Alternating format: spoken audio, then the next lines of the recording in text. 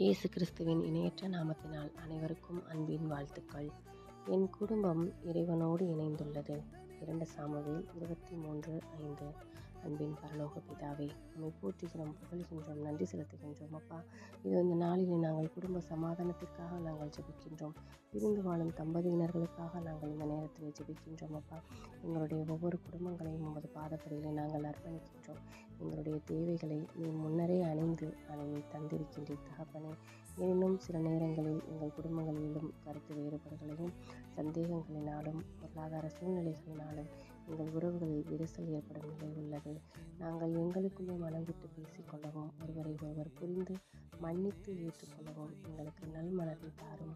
உமது சமாதான இல்லமாக எங்கள் குடும்பம் வாழ ஆசீர் அருள வேண்டும் என்று எங்கள் ஆண்டவராகிய இயேசு கிறிஸ்துவின் இணையற்ற நாமத்தினால் ஜெபிக்கின்றோம். ஆமேன்.